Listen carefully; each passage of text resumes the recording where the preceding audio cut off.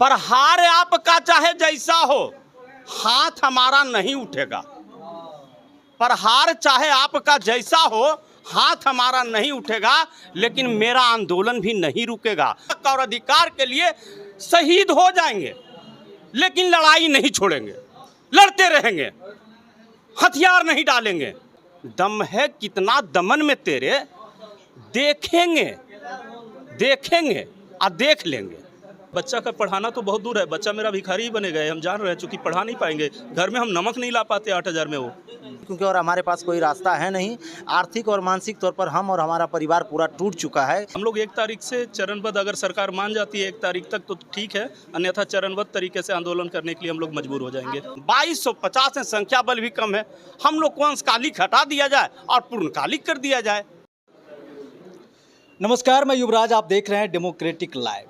आप जानते हैं कि बिहार में शिक्षा विभाग हमेशा सुर्खियां बटोरा है और फिर से शिक्षा विभाग में फिर से उंगली होना शुरू हो गया है। चूँकि अब की बार जो शारीरिक नियोजित शिक्षक हैं उनका कहना है कि 8,000 में क्या होता है। चूँकि आंशिक शिक्षक के तौर पे इनको रखा गया है, मात्र 30 मिनट या आधे घंटे का, जिसे आप कह सकते हैं आधे घंटे के लिए इनको रखा गया है। लेकिन इनका मानना है कि हम पूरा दिन बच्चों को देते हैं, उसके बावजूद भी सरकार इनके साथ दोहरी नीति अपना रही है। चूँकि 8,000 में मेरा पेट्रोल का भी खर्च नहीं निकल पाता है, हम अपने बच्चों को अच्छा शिक्षा कैसे दे पाएंगे। तो दर्द बहुत है और साफ तौर से सरकार को चुनौती दे रहे हैं कि अगर हमारी बात नहीं मानी गई तो हम गांधी जी के तर्ज पे चलेंगे और उनको मानते हुए भले सरकार जितना प्रहार हम पे कर दे, लेकिन हमारा हाथ नहीं उठेगा और हमारी लड़ाई भी नहीं रुकेगी। अब सड़क से लेकर सदन तक इनकी लड़ाई चालू हो जाएगा। चूँकि विधानसभा का सत्र जल्द ही चालू होने वाला है। अब देखना ये होगा कि इनकी मांग कब सरकार मानती है।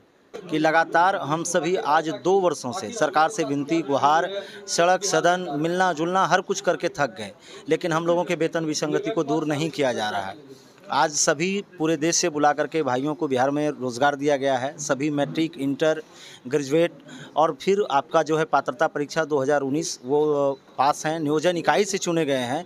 लेकिन आज जो है उन्हें सरकार केवल 8,000 रुपये मासिक वेतन पर काम करवा रही है।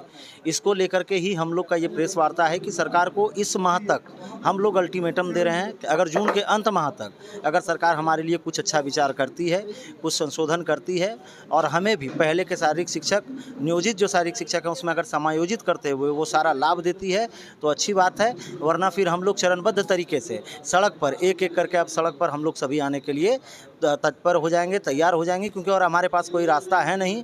आर्थिक और मानसिक तौर पर हम और हमारा परिवार पूरा टूट चुका है, क्योंकि 8,000 में आज के डेट में किसी का परिवार चल पाना असंभव वाली बात है।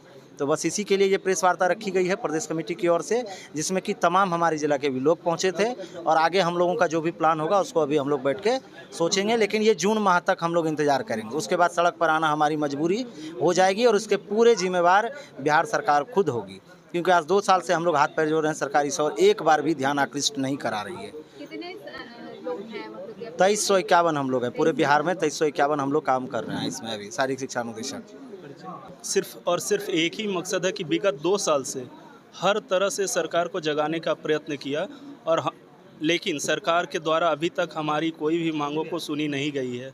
और हम लोग अब सरकार से यह चेतावनी देते हुए या फिर आग्रह करते हुए कहते हैं कि हमारा वेतन विसंगति को दूर किया जाए, अन्यथा हम लोग 1 तारीख से सड़क पे आने के लिए मजबूर हो जाएंगे। पुराने जो नियोजित शारीरिक शिक्षक हैं उनके समान काम समान वेतन कर दें। हम लोग तो समान काम ही कर रहे हैं। क्या कॉन्ट्रैक्ट पे रखा गया है? हम लोग को सिर्फ और सिर्फ कॉन्ट्रैक्ट भी सरकार नहीं मान रही है, मात्र 8,000 रुपया दी जा रही है, जिससे कि ऑल इंडिया के सारे खिलाड़ी, सभी को, पूरे भारत के सभी खिलाड़ियों को निमंत्रण दे करके बिहार सरकार ने अपने बिहार में तो बुला लिया। लेकिन क्या महाराष्ट्र से खिलाड़ी आकर के 8,000 में आपके यहाँ जॉब करेंगे तो क्या उनका पोसाई खाएगा? एक दूसरा चीज़ है, एक कहते हैं अंशकालिक।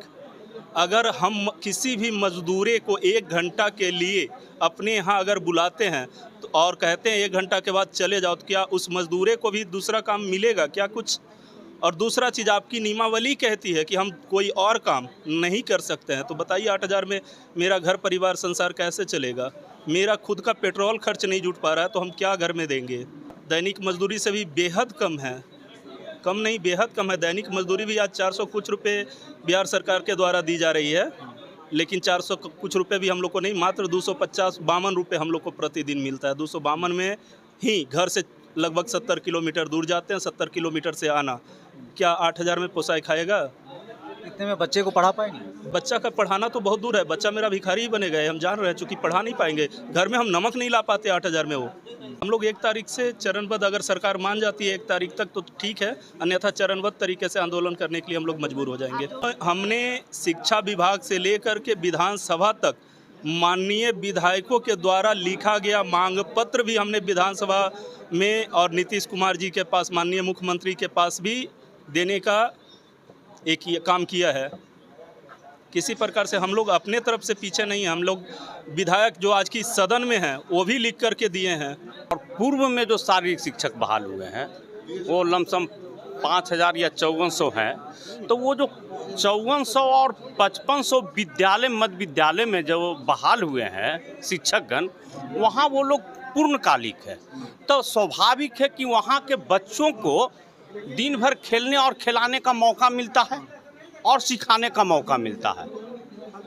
तो हम लोग को जो अंशकालिक बहाल किए हैं 2250 को मध्य विद्यालय में शारीरिक शिक्षा एवं स्वास्थ्य अनुदेशक को, वहाँ जो बच्चे हैं अधूरा ज्ञान सीखेंगे। तो सरकार का कहीं न कहीं सौतेलापन मेरे साथ तो है ही है, साथ साथ उन भविष्य के साथ, जो हमारे बिहार के भविष्य बच्चे हैं उन बच्चों के साथ भी भविष्य के साथ खिलवाड़ कर रहे हैं। वो कहाँ से मेडल लाएंगे जहाँ हम लोग बहाल हैं? आप तो आधा घंटा का समय दे रहे हैं कि आपको 30 मिनट तक है, केवल चेतना सत्र तक है।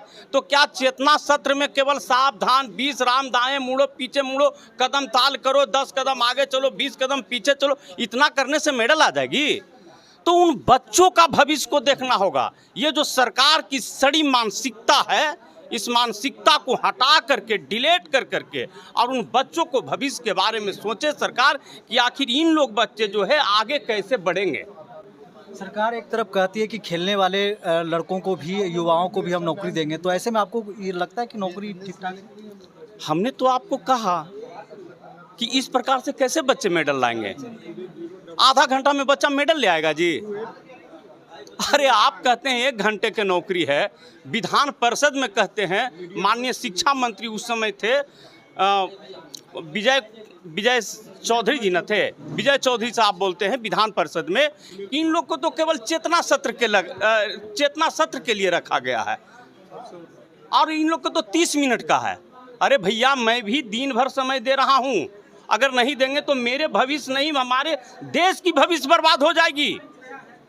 दुख इस बात की है कि देश की चिंता है, राज्य की चिंता है हमें, लेकिन उनको क्या है?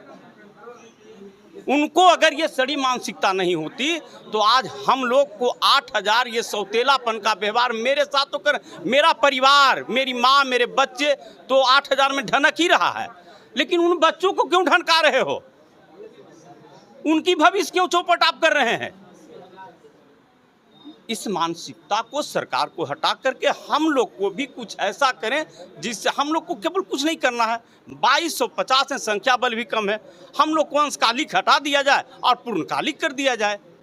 तो इस बार हम लोग ने सोचा है कि 30 जून के बाद हम लोग रोड पर उतरेंगे और सरकार को मैं आपके माध्यम से कहना चाहता हूं कि दम है कितने दमन में तेरे, दम है कितना दमन में तेरे, देखेंगे और देख लेंगे। पर हार आपका चाहे जैसा हो, हाथ हमारा नहीं उठेगा। पर हार चाहे आपका जैसा हो, हाथ हमारा नहीं उठेगा, लेकिन मेरा आंदोलन भी नहीं रुकेगा। ये राष्ट्रपिता महात्मा गांधी के तर्क पर हम लोग आंदोलन करेंगे। जिस तरह से अंग्रेजों से हक लिए थे वो लोग, उसी प्रकार से हम लोग भी हक और अधिकार के लिए शहीद हो जाएंगे, लेकिन लड़ाई नहीं छोड़ेंगे, लड़ते रहेंगे, हथियार नहीं डालेंगे। लड़ाई है मेरा हक है, अधिकार है, उन बच्चों का भविष्य से खिलवाड़ है, इसके लिए हम सरकार से लड़ेंगे, अब पूरी जोर शोर से लड़ेंगे। देखते रहिए डेमोक्रेटिक लाइव। धन्यवाद।